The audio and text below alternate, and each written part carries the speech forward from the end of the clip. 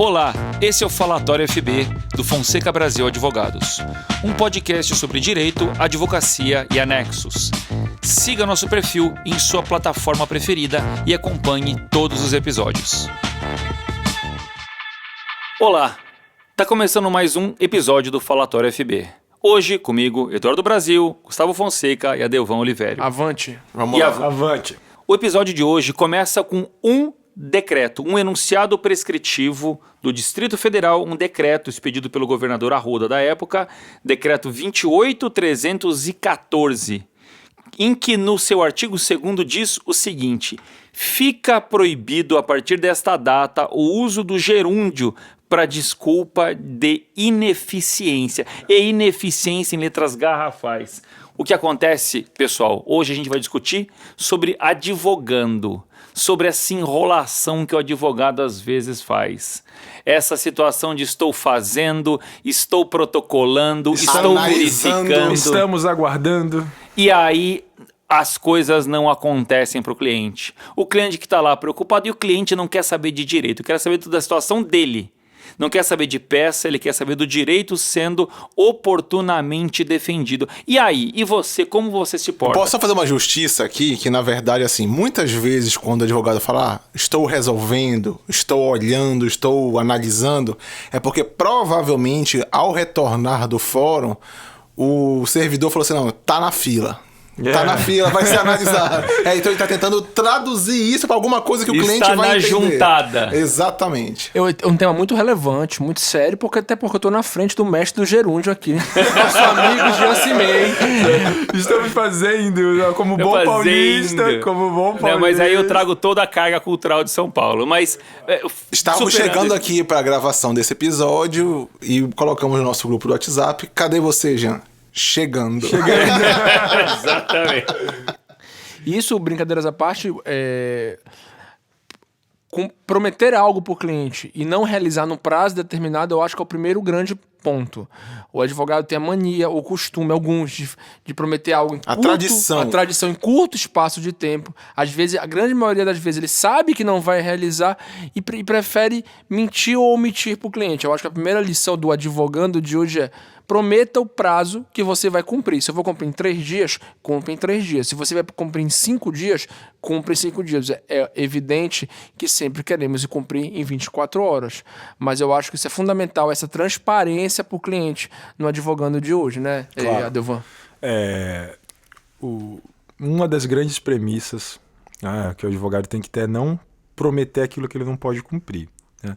Então esse gerúndio, o uso do gerúndio é uma coisa que estende no tempo, né, a atividade do advogado, para ele não ter que falar não para o cliente, mas também, do outro lado, para ele não prometer alguma coisa que ele não pode cumprir. Né? Exatamente. Até porque na atividade dele, na nossa atividade, geralmente tem terceiros. Quando se fala de contencioso, tem, como o Gustavo falou, a secretaria, o magistrado, tudo que envolve a atividade. Não é uma simples atividade entre cliente e advogado. Às vezes sim, uma consulta, um parecer, mas na grande maioria das vezes, na parte contenciosa, na parte de litígio, envolve terceiros que o advogado não tem necessariamente a responsabilidade ou não consegue necessariamente prometer algo para um terceiro. E muitas vezes outras variáveis.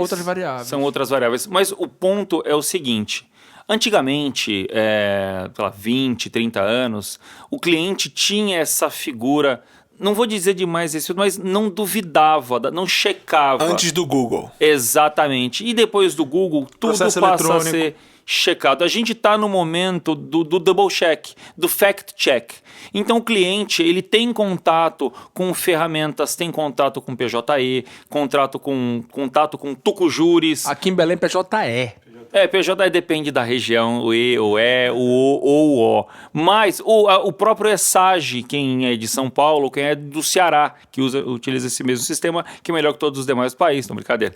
Mas o ponto é, o acesso à informação sobre a existência ou não do processo, ela é muito maior, ela é muito efetiva. Muitas pessoas, mas eu te entrei com um processo numa outra data. Tá, mas quando? Não, mas o advogado entrou em tal data. Mas tá. Não, mas o advogado já te prestou as informações? As definições dessas mentiras foram atualizadas recentemente. A última moda que tem chegado até o escritório quando os clientes vêm com algum problema dessa natureza, de que contratou advogado para propor uma ação e não está localizando a ação e está tendo problemas por isso, é que normalmente o advogado está dizendo já há uns 2, 3 ou até 6 meses que está sob segredo de justiça e ninguém pode ter acesso. Isso, exato. Esse é a nova moda. A nova moda. O segredo de justiça é a nova forma de gerúndio. Sim, exatamente. Mas eu acho que o ponto principal é que tudo pode ser verificado por todos. Então, o importante da advocacia, do advogado que está começando, que quer construir uma imagem e construção que, de novo, é lenta, ela é paulatina, ela é dura, só que para você destruí-la é num estalar de dedos, como o Thanos fez com relação ao resto do universo. Exato. Mas é rápido. Então, essas informações, ou pelo menos as informações, têm que ser precisas para o cliente. Deu certo, protocolei, não protocolei, preciso de mais prazo, preciso entender melhor, preciso buscar mais informações sobre o processo. O processo é prova. Perdi, não ganhei, vai ter recurso, melhor. O melhor, inclusive, seria até prometer um prazo maior do que o que você vai cumprir. Dias, né? Por exemplo, eu preciso de 5 dias para te dar um retorno sobre a avaliação desse contrato. Cumpra em 3 ou 4.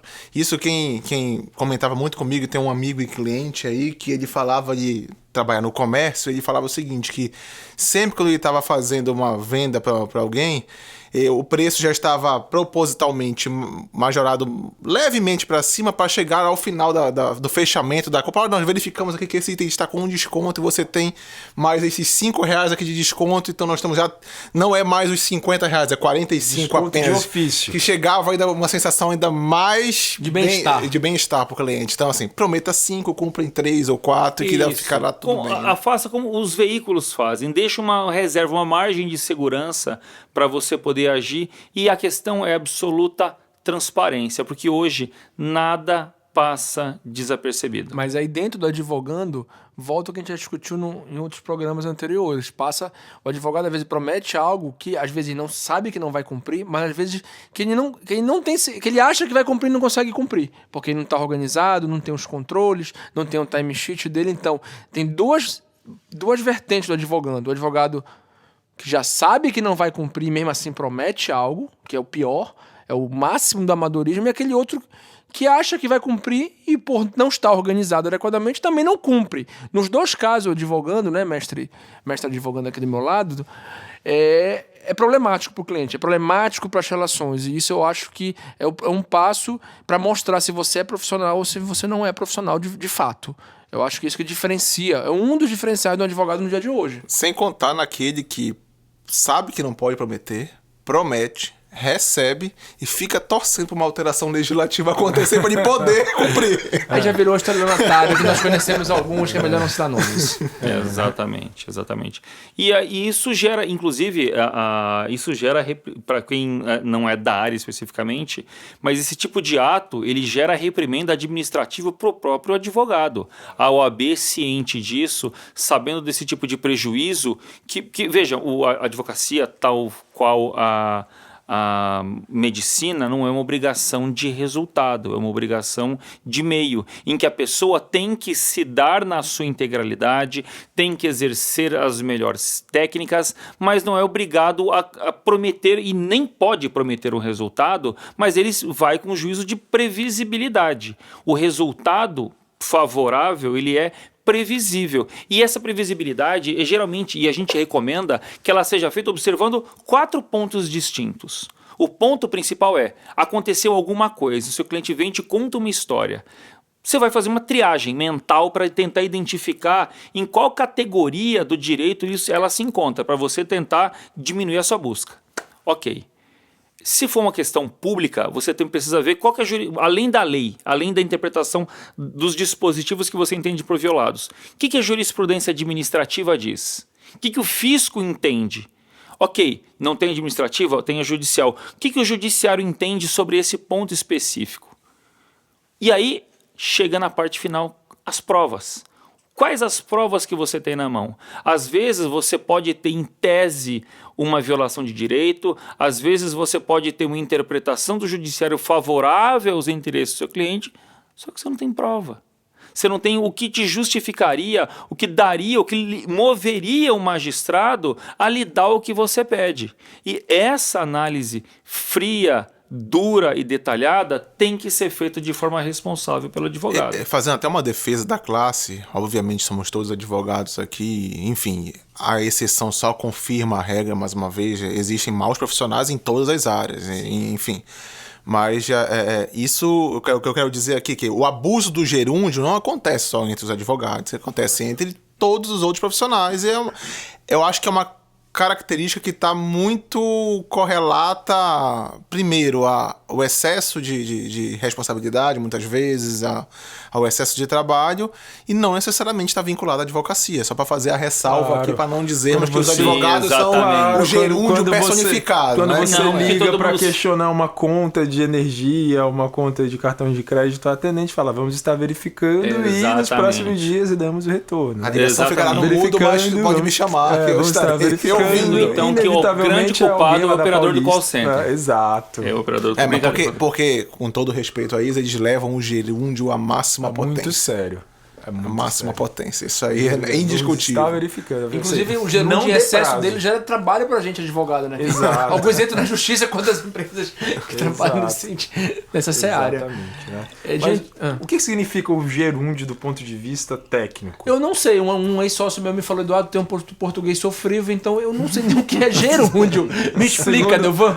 Segundo informações gramaticais aqui da minha consultoria técnica, gerúndio é uma locução verbal que consiste no uso sistemático de verbos no gerúndio, ou seja, cujo emprego é relativamente recente no português, particularmente ao brasileiro. Como é que ele se forma? A concordância da construção com a sintaxe do português não é um ponto pacífico, sendo por vezes considerado um vício de linguagem. Ele foi estigmatizado graças ao seu emprego constantemente impreciso no Brasil. Tá? O gerúndio, ele significa, portanto, uma espécie de vício de linguagem que torna o tempo indefinido. Em poucas palavras, enrolando. Vai postergando ad eterno, vai postergando de forma indeterminada. Gostei desse gerúndio. Entendeu? Gostei desse gerúndio. Eu acho que, brincadeiras à parte, pelo que tu explicou tecnicamente aí, então nós advogados devemos abolir esse tipo de conduta ou linguagem. Preferencialmente sim, né? Tal qual a norma concreta que o Jean leu no começo do programa. Sim, exatamente. Poderíamos baixar uma portaria no escritório proibindo o gerúndio escrito ou verbal em toda, inclusive via WhatsApp. Pronto. Inclusive a pensamento. Não pode nem pensar em gerúndio. E o curioso é que é restrito ao português do Brasil. O que mostra a nossa tendência à enrolação. É mais um jeitinho brasileiro. Porque é ineficaz, né? Exatamente.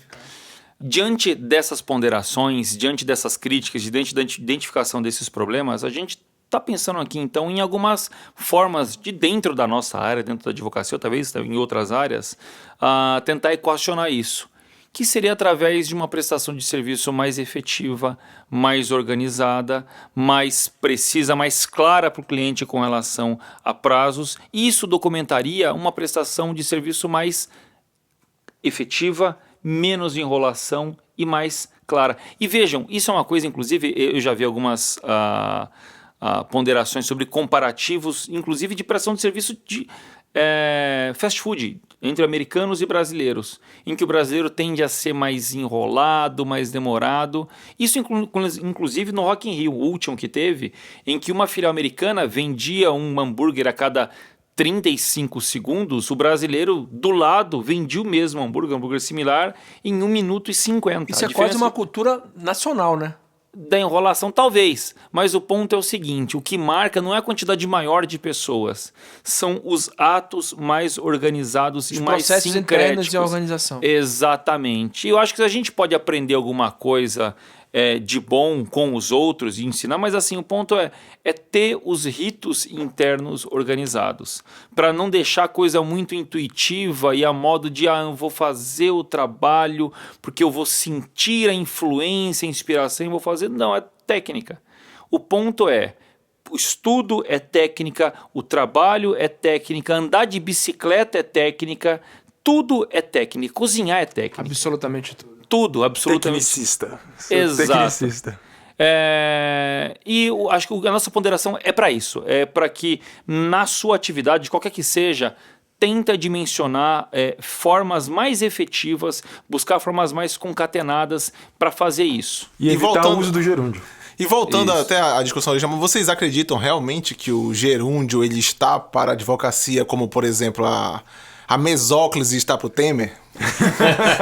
Algo assim? É quase... Mais ou menos. Eu acho que Dizer-se-ia que sim. Dizer-se-ia que sim. E tem um ponto também, a gente pode até refletir aqui, fazer um momento de retroversão. Falei até bonito já. Tá melhorando o português. Já não é sofrível. Exatamente. Sempre Semi-sofrível. evoluindo, uma questão de evolução na vida. Está em evolução. Evoluindo. As nossas leis, pelo emaranhado dela, pela complexidade, tanto na seara tributária, seara trabalhista. A gente estava em reunião semana passada com um investidor estrangeiro aí, quando nós fizemos assim uma noção do que é a legislação brasileira no aspecto fiscal, aspecto trabalhista, aspecto sindical, o cara falou, opa, eu não quero trabalhar no Brasil. Eu falei, calma, porque a complexidade dela é muito grande. Então eu posso até dizer que a nossa lei também são criadas no gerúndio, porque... Fazendo um exemplo do sistema tributário nacional, o emaranhado de leis, de instrução normativa, de portaria, isso é tendo em conta em quase nenhum lugar do mundo. Então, em certa forma, as nossas leis também são feitas no gerúndio. Deu para entender a analogia? Notadamente com relação ao sistema tributário, a quantidade de obrigações acessórias ou deveres instrumentais que nós temos discrepa de qualquer outro país do globo, quiçá da galáxia. A quantidade de horas gastas para fazer a escrita fiscal num ano gera em mais ou menos 2.000 horas. Entre 190 países pesquisados, nós estamos no antepenúltimo lugar. E Jean, apesar do decreto lido no início aí desse episódio, existe recentemente uma interpretação, quando nós estávamos discutindo sobre a pauta aqui pro episódio, leis que na minha visão acabam positivando o gerúndio da maneira mais complicada possível. Por exemplo, a lei que recentemente, eu acho que no início do governo Bolsonaro, aboliu a necessidade da autenticação de cópias ou reconhecimento de assinatura para órgãos públicos. Não funciona. Está tentando e nunca vai. Continuamos tendo demandas de órgãos públicos que não vão dar andamento se você não tiver com reconhecimento de assinatura ou autenticação. E aí vai lá propor uma mandado de segurança para poder forçar o cara a receber essa autenticação para nunca andar seu processo administrativo. A Receita Federal exatamente. Eu fiz um protocolo de um pedido administrativo há mais ou menos 4 ou 5 dias e esbarrei no mesmo problema. No reconhecimento. Tinha documento autenticado, cópia autenticada do documento, tinha procuração assinada, a assinatura, a rubrica era exatamente igual ao do documento. Eu não posso aceitar porque eu não tenho reconhecimento. Ah, mas preciso da informação, preciso preservar o direito do contribuinte. A lei vai estar vigorando. Exatamente. A lei vai estar vigorando, exatamente. De repente a gente podia mandar uma carta para o nosso senador predileto ou congressista para ele fazer uma lei que proíbe o uso do gerúndio. E ninguém tem um predileto, vivo nenhum. Nem vivo. Só na história.